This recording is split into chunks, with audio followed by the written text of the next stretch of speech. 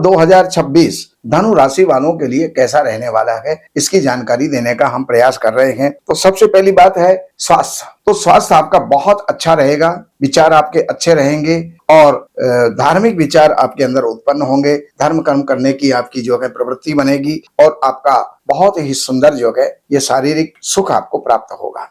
धन कुटुंब की अगर बात करें तो धन कुटुंब के अंदर आपका अच्छा माहौल रहेगा और धन की वृद्धि होगी। कुटुंब के अंदर हंसी खुशी का माहौल गुजरेगा, लेकिन भ्रातृ वर्ग में और मित्र वर्ग में कहीं कटुता आएगी, उसका आपको ध्यान रखना होगा। और अगर हम बात करते हैं अब आपके सुख, प्रॉपर्टी का सुख, वाहन का सुख, माता का सुख, अपने अंदरूनी सुख, तो वहां पर शनि है। काम बहुत होंगे आपके, लेकिन स्लो गति से होंगे, बहुत धीमी गति से होंगे, तो उसका ख्याल रखें, आलस्य को त्याग करें। और अगर आप पढ़ने वाले हैं तो बहुत बढ़िया समय है आपका और उसके लिए आपको प्रयत्नशील रहना चाहिए। आपको अनुकूल परिणाम आपको प्राप्त होंगे और शत्रुओं के ऊपर विजय प्राप्त करने की बात है, रोगों पर विजय प्राप्त करने की बात है, कर्जों पर विजय प्राप्त करने की बात है। तो आप जरूर इस समय पर, इस साल के अंदर संतुलन में आएंगे। वैवाहिक जीवन आपका बनेगा।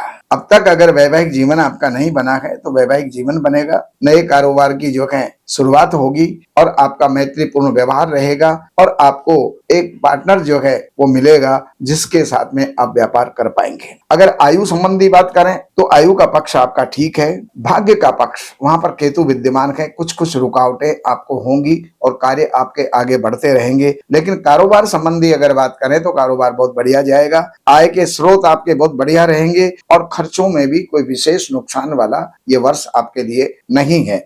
अब मैं आपको मासिक फल जो है मैं आपको दे रहा हूं। 14 अप्रैल तक का जो समय है ये आपके हंसी खुशी और अच्छे माहौल का है, लेकिन 14 अप्रैल से लेकर के इसका जो है 14 जनवरी से लेकर के और 14 फरवरी तक का जो समय है, कुटुंब में कुछ गर्मा गर्मी हो सकती है, लेकिन वो सब शांत हो जाएंगी। और 12 फरवरी से लेकर के और 14 मार्च तक का समय ये आपका पराक्रम का है, विजय का है। अच्छे मित्र और भाइयों की जो है सुख की प्राप्ति आपको होगी।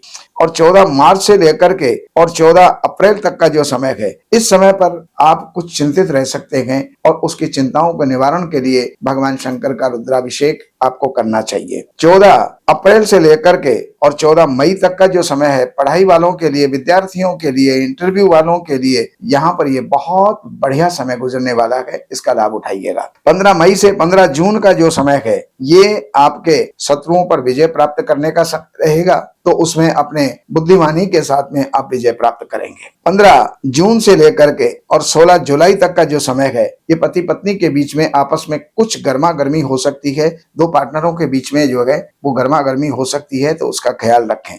16 जुलाई से और 16 अगस्त तक का जो समय है ये स्वास्थ्य आपका ठीक नहीं रहेगा, स्वास्थ्य आपका साथ नहीं देगा। तो उस समय पर सूर्य का दान, सूर्य का जाप, सूर्य को अर्घ, ये जो है सूर्य की शांति ये आपको करवानी होगी। और 16 अगस्त से लेकर के 16 सितंबर का समय भाग्य वृद्धि में बहुत सहायता करेगा, कारोबार की वृद्धि होगी।